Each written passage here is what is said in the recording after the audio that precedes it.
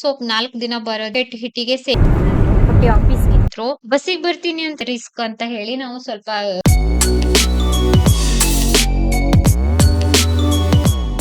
Hello ಸ್ನೇಹಿತರೆ, welcome back to my channel. ನಾನಿವತ್ತು Meesho video ಮಾಡ್ತಾ ಕುಂತಿದ್ದೆ. ವಿಡಿಯೋಸ್ ಎಲ್ಲ ಮಾಡಿದ್ದಾಯ್ತು, ಹಂಗೆ ಬಟ್ಟೆ ಎಲ್ಲ ಫೋಲ್ಡ್ ಮಾಡಿ ಪ್ಯಾಕಿಂಗ್ ಮಾಡ್ತಾ ಇದ್ದೆ. ನನ್ಗೆ ಹೆಂಗ್ ಪ್ಯಾಕಿಂಗ್ ಬಂದಿತ್ತು ನಾನು ಕೂಡ ಹಂಗೆ ಪ್ಯಾಕಿಂಗ್ ಮಾಡ್ಬಿಟ್ಟು ಕಳಿಸ್ತೀನಿ. ಈ ತರ ತುಂಬಾ ಚೆನ್ನಾಗಿ ಕೇಳ್ತೀರಿ, ಬಟ್ಟೆ ಎಲ್ಲ ಇಟ್ಕೊಳ್ತೀರಾ ವಿದ್ಯಾ ಅವ್ರೆ ಅಂತ. ಬಂದಿದ್ ಬಟ್ಟೆ ಎಲ್ಲ ನಾನು ಇಟ್ಕೊಳ್ಳೋದಿಲ್ಲ. ನಾವು ಕ್ರಿಯೇಟರ್ ಆದಾಗ ನಮ್ಗೆ ಕೆಲವೊಂದು ಆಪ್ಷನ್ ಗಳು ಇರ್ತದೆ, ಅದನ್ನ ಉಪಯೋಗಿಸ್ಕೊಳ್ತೀನಿ ಅಷ್ಟೇ. ಬಿಟ್ರ ಮೇಲೆ ಅಷ್ಟು ಬಟ್ಟೆಗಳನ್ನ ನಾನು ಇಟ್ಕೊಳ್ಳೋದಿಲ್ಲ. ನನ್ಗೆಲ್ಲಾದ್ರೂ ಇಷ್ಟ ಆದ್ರೆ ಒಂದ್ ಕುರ್ತಾ ಇಟ್ಕೊಳ್ತೀನಿ. ಲಾಸ್ಟ್ ಟೈಮ್ ಅಕ್ಕಗೆ ಒಂದು ಕುರ್ತಾ ಇಷ್ಟ ಆಗಿತ್ತು, ಅಕ್ಕ ಇಟ್ಕೊಂಡ್ರು ಆ ಕುರ್ತಾನ. ಹಂಗೆ ನಾನಿಲ್ಲಿ ಸೀರೆ ಪಾಲ್ ಹಚ್ಚುತ್ತಾ ಕುಂತಿದ್ದೆ. ಇವತ್ತಂತೂ ಸಿಕ್ಕಾಪಟ್ಟೆ ಸೀರೆ ಇತ್ತು, ಒಂದ್ 6-7 ಸೀರೆ ಇತ್ತು ಆಯ್ತಾ. ಅವಷ್ಟು ಸೀರೆಗೂ ಕೂಡ ಪಾಲ್ ಹಚ್ಚಿದ್ದಾಯ್ತು. ನಾನು ಸೀರೆ ಪಾಲ್ ಅನ್ನ ಬೇಗ ಬೇಗನೆ ಹಚ್ಬಿಡ್ತೀನಿ. ಬ್ಲೌಸ್ ಕೈ ಹೊಲಿಗೆ ಮಾಡೋದಕ್ಕೆ ನನ್ಗೆ ತುಂಬಾ ಸಮಯ ಬೇಕಾಗ್ತದೆ. ಇವಾಗ ಸೀರೆ ಎಲ್ಲ ಫೋಲ್ಡ್ ಮಾಡಿ ಎತ್ತಿಡ್ತಾ ಇದ್ದೀನಿ.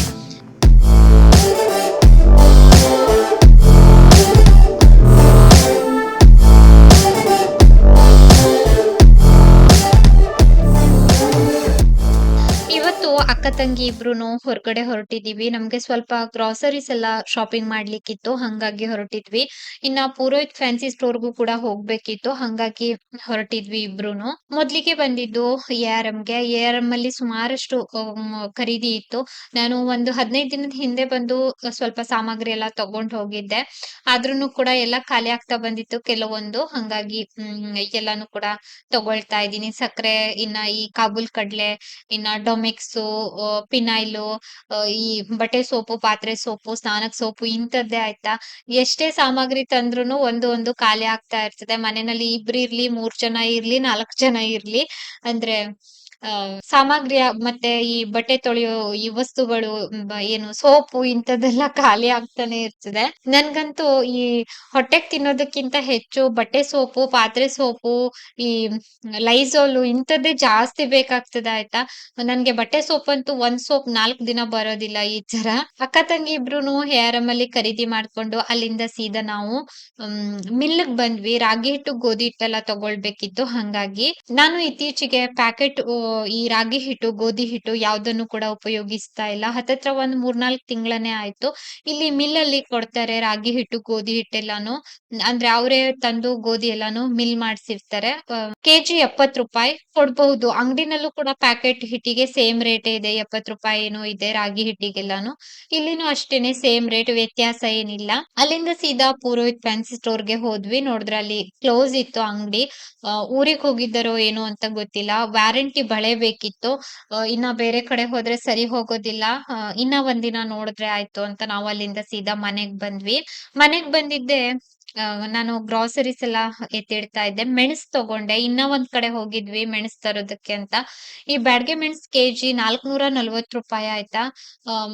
ಇವಾಗ ಕಾಸ್ಟ್ಲಿ ಆಗಿದೆ, ಇನ್ನ ಕೂಡ ಕಾಸ್ಟ್ಲಿ ಆಗ್ತದೆ ಅಂತ ಹೇಳ್ತಾ ಇದ್ದಾರೆ, ಗೊತ್ತಿಲ್ಲ. ಈ ಮೆಣಸನ್ನ ಬೆಳೆಯೋ ಊರಿಂದ ಯಾರಾದ್ರೂ ವಿಡಿಯೋ ನೋಡ್ತಾ ಇದ್ರೆ ಕಾಮೆಂಟ್ ಮಾಡಿ, ಇನ್ನ ಜಾಸ್ತಿ ಆಗ್ತದಾ ಏನು ಅಂತ.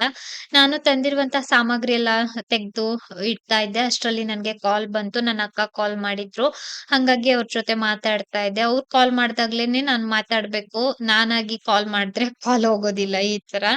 ಈ ವಿಡಿಯೋಸ್ ಎಲ್ಲ ಆಲ್ರೆಡಿ ಅಪ್ಲೋಡ್ ಆಗಿದೆ ಆಯ್ತಾ. ನಾನು ಚಿಕ್ಕ ಪುಟ್ಟ ಕ್ಲಿಪ್ಪಿಂಗ್ ಅಷ್ಟೇ ಇಟ್ಟಿದ್ದೆ. ಕೆಲವೊಮ್ಮೆ ನಾನು ಅಂದ್ರೆ ಸ್ಟಾಕ್ ಬಂದಾಗ ವಿಡಿಯೋ ಮಾಡಿರ್ತೀನಿ ಈ ತರ. ಇಲ್ಲಿ ಚಿಕ್ಕ ಪುಟ್ಟ ಕ್ಲಿಪ್ಪಿಂಗ್ ಅನ್ನ ಆಡ್ ಮಾಡಿದೀನಿ. ಈ ಕುರ್ತಾ ಸೆಟ್ ಎಲ್ಲಾನು ಅಂದ್ರೆ ಇನ್ನ ಒಂದು 3-4 ತರಿಸಿದ್ದೆ, ಎಲ್ಲಾನು ಕೂಡ ಆಡ್ ಮಾಡೋದಕ್ ಹೋಗಿಲ್ಲ. ಒಂದಷ್ಟೇ ನಾನು ಅಂದ್ರೆ ತೋರ್ಸಿರುವಂತದ್ದು. ಹಂಗೆ ಪ್ಯಾಕಿಂಗ್ ಎಲ್ಲ ನಡೀತಾ ಇತ್ತು. 1-2 ಡಬ್ಬ ಕೂಡ ವಾಶ್ ಮಾಡಿ ನಾನು ಹೊರಗಡೆ ಹಾಕಿದ್ದೆ ಒಣಗ್ಲಿಕ್ಕೆ ಅಂತ. ಇತ್ತೀಚೆಗೆ ಸಮಯ ಸಿಗೋದೇ ಇಲ್ಲ ನನ್ಗೆ. ಮೀಶೋ ವಿಡಿಯೋ, ಯೂಟ್ಯೂಬ್ ವಿಡಿಯೋ, ಇನ್ನ ವಿಜಯತ್ತದು ಒಂದಿಷ್ಟು ಅಂದ್ರೆ ಈ ಬ್ಲೌಸ್ ಇಂದು, ಸೀರೆದು ಕೆಲ್ಸ, ನನ್ ಮನೆ ಕೆಲ್ಸ ಅಂತ.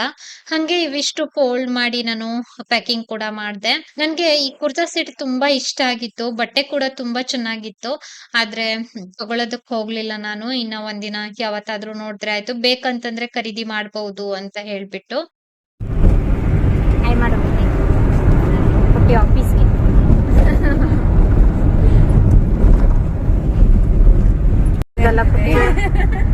ನಾವು ಇಲ್ಲೋದದ್ ಲಾಸ್ಟ್ ಎಲ್ಲಿ ಗುರುವಾರದ ದಿನ ನಾನು ದೇವಸ್ಥಾನಕ್ಕೆ ಹೊರಟಿದ್ದೆ. ಕಾವ್ಯ ಆಫೀಸ್ ಹೋಗೋಳಿದ್ಲು. ಹಂಗಾಗಿ ಕಾವ್ಯಂಗೆ ಆಫೀಸ್ ಹತ್ರ ಬಿಟ್ಬಿಟ್ಟು ನಾವು ದೇವಸ್ಥಾನಕ್ ಹೊರಟ್ವಿ. ಹಾಗೆ ನಮ್ ಮನೆಯವ್ರು ATMಗೂ ಕೂಡ ಹೋಗ್ಬೇಕಿತ್ತು. ATM ಹತ್ರ ಹೋಗಿ ಬಂದು ಪೂಜೆಗೆ ಬೇಕಾಗಿರುವಂತಹ ಪೂಜೆ ಸಾಮಾನೆಲ್ಲ ತಗೊಂಡು ನಾವು ಇಲ್ಲಿ ನಿಂತಿದ್ವಿ. ಇಲ್ಲಿ ನಿಂತಿದ್ ರೀಸನ್ ಏನಂತಂದ್ರೆ ಅಕ್ಕ ಬರ್ತಾರೆ ಅಂತ ಹೇಳಿ. ನನ್ನ ಅಕ್ಕ ಬರ್ತಾ ಇದ್ದಾರೆ ಇವತ್ತು ದೇವಸ್ಥಾನಕ್ ಹೋಗೋದಕ್ಕೆ. ನಾನ್ ಹೋಗೋದಿತ್ತು ಅಂದ್ರೆ ಅವ್ರದ್ದು ಪೂಜೆ ಕೊಟ್ಟಾಗಿತ್ತು. ಆದ್ರೂನು ಕೂಡ ಬರ್ತೀನಿ ಅಂತ ಹೇಳಿ ಅಲ್ಲಿಂದ ಬಂದಿದ್ರು. ನನ್ಗೋಸ್ಕರ ಅಂತಾನೆ ಬಂದಿದ್ದು ಆಯ್ತಾ. ಅಕ್ಕ ಗೇರ್ಸೊಪ್ಪ ಬಸ್ಸಿಗೆ ಬಂದಿದ್ರು. ಬಸ್ಸಿಗೆ ಬರ್ತೀನಿ ಅಂತಂದ್ರೆ 3/4 ಗಂಟೆ ಬೇಕು. ಅಂದ್ರೆ ನಾವೇ ಓನ್ ಆಗಿ ಟೂ ವೀಲರ್ ಅಲ್ಲಿ ಕಾರಲ್ಲಿ ಹೋಗ್ತೀವಿ ಅಂತಂದ್ರೆ ಸ್ವಲ್ಪ ಬೇಗನೆ ಹೋಗ್ಬಹುದು ಅಕ್ಕನ ಮನೆಗೆ. ಈ ತರ ನಾವಿವತ್ತು ಪೂಜೆ ಕೊಡೋದಕ್ ಬಂದಿದ್ದು ಕೇರ್ಲೆ ದೇವಸ್ಥಾನಕ್ಕೆ, ಕೇರ್ಲೆ ಜಟ್ಕೇಶ್ವರ ದೇವಸ್ಥಾನಕ್ಕೆ ಬಂದಿರುವಂತದ್ದು. ಇಲ್ಲಿ ಗಾಡಿ ಮತ್ತೆ ಸ್ವಲ್ಪ ಮುಂದಕ್ಕೆ ಹೋಗೋದಿಲ್ಲ. ಹಂಗಾಗಿ ಈ ಗಾಡಿನ ಇಲ್ಲೇ ಪಾರ್ಕ್ ಮಾಡ್ಬಿಟ್ಟು ಇಲ್ಲಿಂದ ನಡ್ಕೊಂಡ್ ಹೋದ್ವಿ. ಇಲ್ಲಿ ರೈಲ್ವೆ ಗೇಟ್ ಕೂಡ ಇದೆ ಆಯ್ತಾ. ಟ್ರೈನ್ ಎಲ್ಲ ಬರುವಾಗ ಗೇಟ್ ಹಾಕ್ತಾರೆ. ಅಂದ್ರೆ ಆ ಕಡೆ ದೇವಸ್ಥಾನ ಇದೆ ಅಲ್ವಾ, ಹಂಗಾಗಿ ಇದೇ ದಾರಿನಲ್ಲಿ ಹೋಗ್ಬೇಕು. ಮತ್ತೆ ಯಾವ್ದು ದಾರಿ ಇಲ್ಲ ಇಲ್ಲಿ. ನಾನು ಮದ್ವೆ ಆದ ನಂತರ ಒಮ್ಮೆ ಚಿಕ್ಕಮ್ಮನ್ ಜೊತೆ ಬಂದಿದ್ದೆ, ಇನ್ನೊಮ್ಮೆ ಅಮ್ಮನ್ ಜೊತೆ ಬಂದಿದ್ದೆ. ಅದಾಗಿದ ನಂತರ ಮತ್ ಬಂದಿರ್ಲಿಲ್ಲ.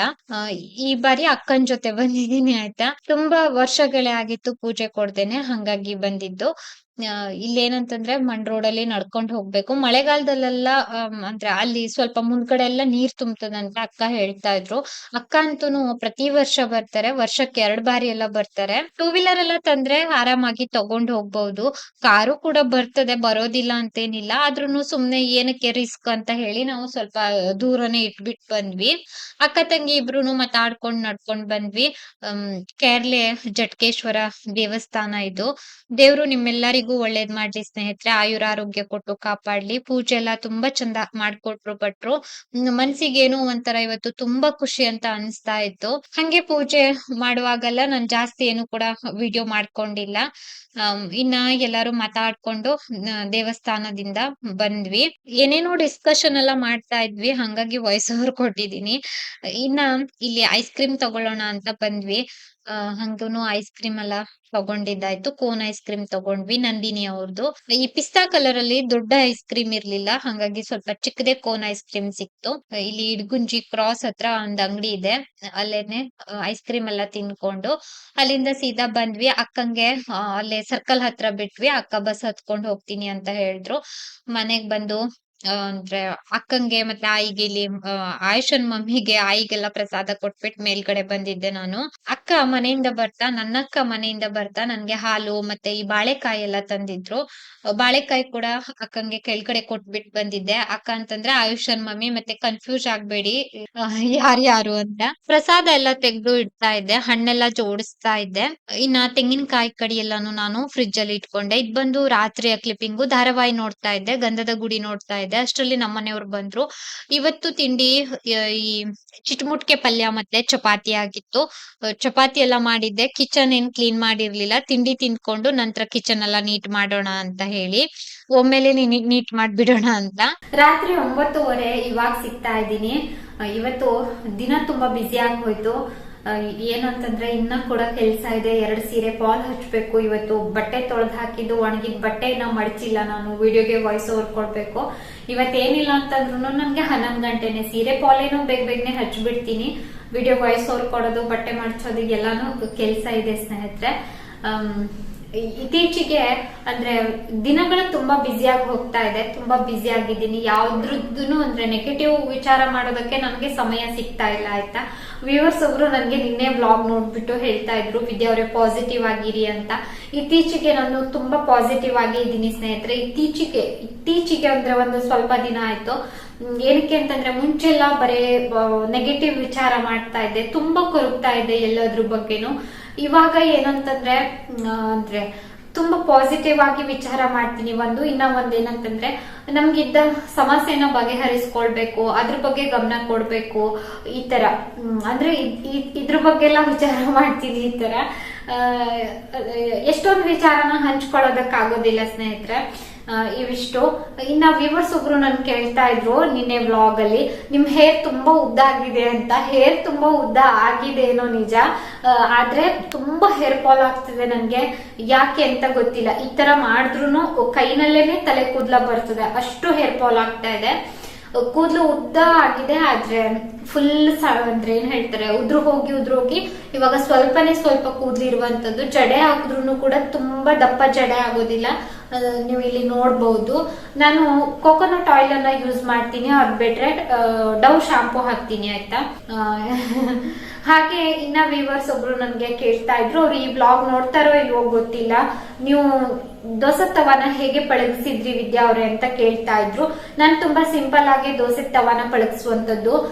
ಹೊಸ ತವಾ ತರ್ತೀವಿ ಅಲ್ವಾ, ಅವಾಗ ಸ್ವಲ್ಪ ತೊಳೆದು ನಾವು ಒಲೆ ಮೇಲೆ ಇಟ್ಬಿಟ್ಟು ಎಣ್ಣೆ ಅಪ್ಲೈ ಮಾಡಿ ಅದಕ್ಕೆ ತೆಂಗಿನಕಾಯಿ ತುರಿನ ತುರ್ದು ಹಾಕಿ ಸಣ್ಣ ಹುರಿನಲ್ಲಿ ಅದನ್ನ ಹುರಿಬೇಕು. ಅಂದ್ರೆ ಸ್ವಲ್ಪ ಈ ತೆಂಗಿನಕಾಯಿ ಕಲರ್ ಚೇಂಜ್ ಆಗೋವರೆಗೂ ಹುರಿಬೇಕು. ನಂತರ ಚೆನ್ನಾಗಿ ಅಂದ್ರೆ ತಣ್ಣಗಾಗಿದ ನಂತರ ಅದನ್ನ ಚೆನ್ನಾಗಿ ಉಜ್ಜಿಬಿಟ್ಟು ಮತ್ತೆ ಅದನ್ನೆಲ್ಲ ತೆಗೆದು ಹಾಕಿ ತಣ್ಣಗಾಗಿದ ನಂತರ ವಾಶ್ ಮಾಡಿ ಮತ್ತೆ ಎಣ್ಣೆ ಅಪ್ಲೈ ಮಾಡಿ ಅಂದ್ರೆ ಬಿಸಿ ಮಾಡಿ ಎಣ್ಣೆ ಅಪ್ಲೈ ಮಾಡಿ ಮುಚ್ಚಿಡಿ. ಮೊದ್ಲಿಗೆ ಒಂದೆರಡು ದೋಸೆ ಅಥವಾ ಬೇಡದೆ ಇರೋದೇನಾದ್ರೂ ಮಿಕ್ಕಿದ ಹಿಟ್ಟೆಲ್ಲ ಇರ್ತದಲ್ವಾ, ದೋಸೆ ಎರ್ದು ಒಂದ್2 ದಿನ ತೆಗೀರಿ, ನಂತರ ಯೂಸ್ ಮಾಡಿ. ಇಲ್ಲ ಅಂತಂದ್ರೆ ಈ ಕಾಸ್ಟ್ ಐರನ್ ತವಾ ಸಾಮಾನ್ಯವಾಗಿ ಸ್ವಲ್ಪ ಸ್ಮೆಲ್ ಅಂತ ಅನಿಸ್ತದೆ. ಹಂಗಾಗಿ ನಾನು ಹೇಳ್ತಾ ಇರೋದು. ನಾನು ಬೇಕಂತಂದ್ರೆ ಇಂಡಸ್ ವ್ಯಾಲಿ ಅವ್ರದ್ದು ಲಿಂಕ್ ಅನ್ನ ಕೊಟ್ಟಿರ್ತೀನಿ ದೋಸೆ ತವಾದು, ತುಂಬಾ ಚೆನ್ನಾಗಿದೆ ಅದನ್ನು ಕೂಡ. ನನ್ನ ಹತ್ರ 2 ಇತ್ತು ಅಂತ ನಾನು ಅಮ್ಮ ಮನೆಗೆ ಕೊಟ್ಟಿದ್ದೆ. ಲಾಸ್ಟ್ ಟೈಮ್ ವ್ಯೂವರ್ಸ್ ಒಬ್ರು ಕೇಳ್ತಾ ಇದ್ರು, ಹಂಗಾಗಿ ಆನ್ಸರ್ ಮಾಡಿದ್ದಾಯ್ತು. ಇವಿಷ್ಟು ಹೇಳ್ಬೇಕಿತ್ತು. ಇವತ್ತಿನ ವಿಡಿಯೋನು ಕೂಡ ನಾನು ಇಲ್ಲಿಗೆ ಎಂಡ್ ಮಾಡ್ತಾ ಇದ್ದೀನಿ ಸ್ನೇಹಿತರೆ. ವಿಡಿಯೋ ನೋಡಿದ್ದಕ್ಕಾಗಿ ಧನ್ಯವಾದ.